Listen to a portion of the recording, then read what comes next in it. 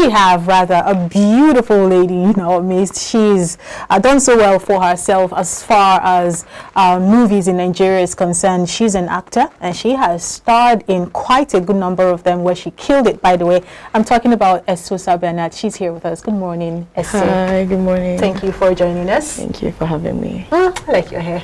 Thank you. All right, you are an actor. By the way, I'm choosing to use that word because there's been a lot of controversy whether it should be separated. Are we all actors, or are ladies actresses and the men are actors? By the way, how do you react to that conversation? Well, the fact is just we're all actors, so if you want to differentiate, you can say she's an actress. I like that perspective. It's beautiful. All right, so let's get into your craft as an actor. By the way, did you always know this is what you wanted to do? No, not exactly. I mean, I didn't do acting in school or theater. I did mass communication, actually. So, but along the line, I think somewhere 200 level in school, I was in church, and then they gave me a role to play. Like, no, I can't do this. But somehow, I was forced to do it, and then it went well. So I'm like, okay, it wasn't that bad after all. So I started doing my research, and, you know, I landed here. The church steady churning out actors and talent, you know. For everybody that we've had on the Star Corner, both actors and musicians, they always tell us, so I started from the church, I was doing this and I was doing that, and it's not any different. All right, so you took it seriously. I mean, judging by what you study, you should be on this table with us every day, actually. You get. Just hire me. Anyway, we're all in front of the camera one way or another, so that also serves. But you found yourself in this industry, and I must say that, you know, you've done so well. I saw your episode on Visa, what do you call it, Visa on Arrival, right? Yes, Visa on Arrival. That show is crazy, and of course, I saw your episode, beautiful. I have always wanted to ask, I said anytime I meet a member of the cast of that show, I was going to ask, all that things you people used to see, is it scripted or is it off the top of your head? Of course. It's scripted. Yeah. And do you want to tell us about, you know, your performance and how it felt being on that set? First of all, it felt good. The writers, brilliant. I loved the script as soon as I saw it. And then my co-actor in that scene was Bovi. Bovi is naturally hilarious, so it was easy to just flow. Yeah. We did our lines, like 1 or 2, and we just got into the scene, and that was it. It was seamless. It was beautiful. Thank you for that submission. Okay, we're still on you and being in the industry. Yeah. Another major question that usually comes up, especially for, you know, ladies in this industry, is how is it functioning in this male-dominated industry? I mean, from the leaders of the industry to almost everybody you have to work with, usually very male-dominated. But a lot of you ladies out there, of course, doing us proud and doing great stuff. But what is it like, you know, functioning in this industry and all that testosterone, forgive my language, that you have to deal with? What does it feel like? So I'm going to say, first of all, as much as people say there's a lot of this going on in Nollywood, I would say it's in every industry. It's everywhere. So it depends on you, what you want. Are you desperate, or is it passion? What do you want for yourself? So that would, you know, tell the kind of offer you'll be getting. The offers will come, but what you want is what matters to you and where you're going. Yes. Okay, I think that's kind of does justice, actually, because like you mentioned, it's everywhere. It depends on what you want for yourself. Yes. But how long have you been doing this, by the way? I would say 5 years, thereabouts. That's a lot of time. I'm a newbie. To put into something that you love. But you've been working on it consistently for 5 years. Consistently. Since after school. So, but what would you say has been the challenge or the biggest challenge you've had to deal with? Okay. So being in Nollywood, I would say, is a roller coaster. Roller coaster of emotions. In fact, generally a roller coaster, because it has like the ups and the downs. So there's like the up time, the down time, happy moments. You know, this minute you're excited, there's this big gig, this big role, you can't wait to do it. It's like the biggest stuff you've done. And next minute you're like, okay, when is the next job coming? Are you sure I really want to act? I should just you know, in the beginning. It's not back to back in the beginning, so it takes time, work. You need to keep putting the work and then be consistent, because sometimes you just want to give up, you know, because there's too much competition. course. Because it's a kind of job. As much as it's a job, it comes with fame, and there are people who are so hungry for fame. So it's not just about the job for them. So much competition and all of that. But yeah, it's been beautiful so far. I'm thoroughly enjoying this conversation. I wish we don't have to stop, but we need to go on a quick break. You'll still be here with us. She's definitely around. When we return, we'll continue having this conversation. Do not go anywhere. Stay with us.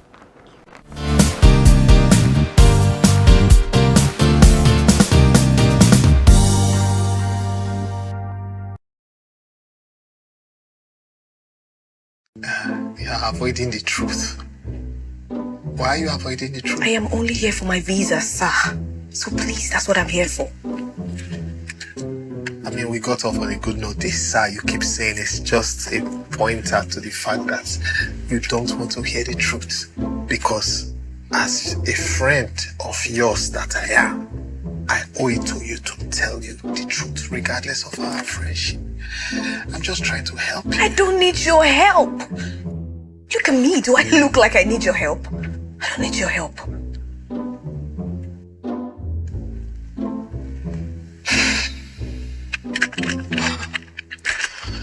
What do you do for a living, ma'am? I am a music blogger. Music blogger? So you have a part-time job, yet you are full of yourself. It is not a part-time job. It is a full-time job. I mean, I can work from anywhere in the world, so I manage my time. I know virtually all the Nigerian artists. I curate their music. I gather and analyze their data. I plot their graphs and so many other things that does not meet the ordinary eye. So yes, it is a full-time job. Do you know Thames? Yes, I know Thames. You know Thames. The day she came here, I kept her waiting for 3 hours. She sat down there. Thames, Grammy-nominated Thames. I will wait for you, Thames. And you're welcome back. Thank you for staying with us. By the way, the clip you just saw was Esosa's role on Visa on Arrival. We just talked about it. But that also informs my next question. I know that subtly you just told me that, hey, you're getting there. You're not there yet. I believe you. But you do know that at the point where you are right now is and still is some people's dream. They cannot wait to get to where Esa is, right now. And, it comes with the break that comes with being in such an industry. You keep breaking in. It's almost like you don't ever stop breaking in. But you've been able to break through to this point. What are the things that you did? How did you position yourself to be able to maintain it and get to the point where you are at right now? Oh, okay. So my first role, I was still in school. I was doing my master's then, and I just saw this audition tape in Benin. I'm like, did they act in Benin? So I went for the audition. We were close to 1,000. Oh. My greatest shock. So, it happened and I left. I think I left Benin, moved to Lagos, and somehow I got the role African Magic to 60 episodes. So it was huge. So I think that was like a very good foundation for me, and I'm very grateful for the opportunity because it was a learning curve. So walking into any room and there are people who have seen your job, something you've done makes it easier, and then audition. You can, in the beginning, you need to take auditions seriously, because if you stay in your house and keep waiting for people to say, oh, come and take this role, you're just going to wait forever. So auditions, I believe God. All right, now talking about your profession as as an actress, I quite understand that a lot of people also would want to be like you. Those who are actually watching this right now, and of course, some of them must have gone for several auditioning, like you said. But what are some of those ways you think one can really get involved or get into the Nollywood? Because of course a lot of people might really be frustrated going through several auditioning, studying mass communication, which they but still are not able to gain their way into the Nollywood industry so as to become an active actor or actress. So talk to us, what are some of those things you think they are not actually doing that might not give them that opportunity to get in? Okay, so first of all, I would say if you want to get into Nollywood, I mean, there's so many departments. There's like the production, directing, acting. You need to know that for sure, this is what I want to do. It's not just because I'm seeing people act. Because first of all, like I said before, there's already like a lot of competition going on. So what are you bringing to the table? You have to be good at what you do first. Okay, so I want to act. Then I would say get professional knowledge. Because I went to an acting school even after MSc. So get professional knowledge, and then another thing is you have to be consistent. You need to show up every single day. It gets tiring, it gets frustrating. Today you're broke, especially if you're coming into the industry and all you're relying on is acting money. I laugh. Yeah, pretty funny though. But then, okay, let's assume you know, people who want to, like, you know, be an actress, and of course they've done all of those things you've actually put on the table, you know, and still people are actually telling them, people are telling them, you must, you know, there's something I don't want to say on air, but you know what I'm saying. I don't know. Alright, we've heard people say you must sleep with one or two sex roles, exactly, for you to get a script, you know, to come on set. Some certain people might not find that comfortable, and of course they might not find their way in. It's just like you're in school and you're getting offers like sex for grades. Sure. Would you stop going to school because of that? No. You just need to find your way around it. This is not, let your no be no and your yes, yes. This is not what I want to do. There are people who have done it and they didn't have to go through the direction. Look for people like that. Watch how they did their stuff. And be good at what you do. Like, there's a level you get to that no matter what it takes, people will want you on their job because of how good you are. In the beginning, you might get all those offers, sex for roles, you need to sleep with this person. But as long as you're not desperate, you know this is what you want to do. Keep going. Go through the normal cuts. Don't go through the shortcuts. Because, yeah, there are shortcuts for everything.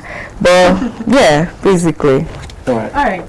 So there's been lots of conversations around auditioning, and I'm saying that because for someone who kind of functions in that industry as well, I understand the importance of auditioning. I mean, it's just like you said, you can't say that home and hope that roles will come and find you. It never works that way. Right. But there is this notion out there, word on the street, that auditions are usually just to pick extras. Like, the makers of this film, the owners of the production already know who they want to work with. They're just trying to fill up the bandwagon so that the production can start. Do you agree with that school of thought? It happens, but not all the time. There are people who genuinely need new faces, good actors. Just be good and you get the role. Most of my jobs, though there's some that came from referral, oh, this girl is good, and they'll call me, but a lot of my jobs came from auditions. African Magic in Nike that I said I auditioned in Benin, I got like a very major role. I was on set for 8 months. Oh, wow. It was through audition. I didn't know anybody there, and we're over 1,000. Oh, wow. Yes.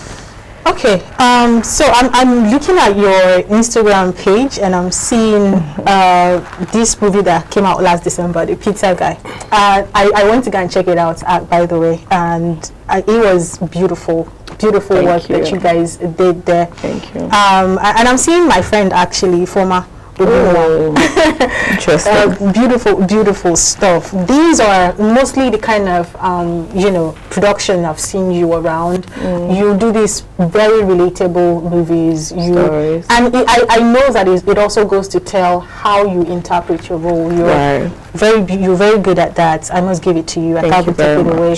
And that's also for people at home who are watching. Everybody out there who wants to get into acting. It's not jamboree. It's not just read your lines. There is so much work that goes into it. Please take us through that work. Okay. Interpreting your role and getting into character. How do you get yourself there? Okay, so first of all, you get the script. You want a character bible. Character bible is like a breakdown of your character. Character is she's 24, she's young, she's a happy person. You get all of that, and then what I do personally, I check out the similarities between this character and me. and then the differences. So I'm able to separate these things. So Esosa is different from Bose. Esosa is different from Shola, and Shola is not Bose. Because there's a way you can just keep acting different roles, the way they come, and then they are like, people can't even differentiate. Oh, this is Esosa, yeah, we know what she can do. So you break down these characters, you check their strengths, their weaknesses, actors and actresses that we love so much, and the moment we see them in the movies, almost as if we know what they're going to be. We already know they're going to be a wicked mother-in-law, or a terrible or very diabolical, and all that. We don't get to see a lot of that anymore these days, because I know these two actors in Nigeria, they have diversified, they've grown a lot, and it's beautiful to see. But I'd like to get your reaction to those people who get stereotyped and how to probably get out of it. So I would say kudos to Nollywood producers who are, making actors go out of their boxes. So the thing is, before in Nollywood, when they see a person, play Wicked Mother-in-law or the role of the person is a madman, and you do fantastically well. I mean, that's your job as an actor to be good at what you do. So, and then you come out and you play this role very well. Everybody's like, oh wow, fantastic, beautiful. The next 10 directors or producers want you to do the same thing in their film. It becomes a problem. You get so. There are people who actually at some point begin to turn down roles like I can't do this, I can't do that. Please don't make me a box. Yeah. So sometimes it's not the actor, it's the producer. Alright, we get to wrap it up now, but I must ask you this question. There are people that you look up to in the industry. If you were going to pick 3 persons, could be producers, could be actors, could be anybody functioning in the space that you would like to work with, and you probably haven't worked with before. Who would it be? Number one, I would say Funke Akindele. I mean, she's a businesswoman. Of course. She's fantastic as well. She's a businesswoman I would love to work with, learn from, because over the years, she's done it and done it again. And she just did it again. So Funke Akindele is somebody I would really love to work with and also learn from. Then when it comes to acting, I love Nse. There's so many people I look up to. But I love Nse. Nse is the acting. She's fantastic. I've worked with her anyways, but yeah, she's a natural. She makes it look easy. Yes, and there is R&D. I think it's fantastic. Sugar Daddy of the world.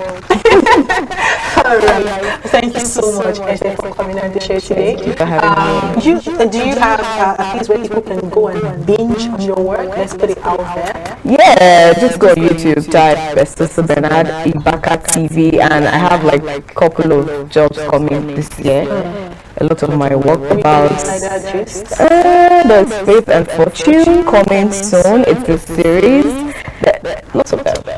It'll be out soon. Alright, you heard it from the beautiful lady. Go on YouTube, just type Esosa Bernard, and you have yourself an amazing. Make sure you type up one as well, because it's going to be beautiful. I can promise you that. Go ahead, binge it, and if you can, please share her work. Tell somebody about her. That's how we support our own iBrandTV star, Connor. When we return, another star will be shining with us. Stay here.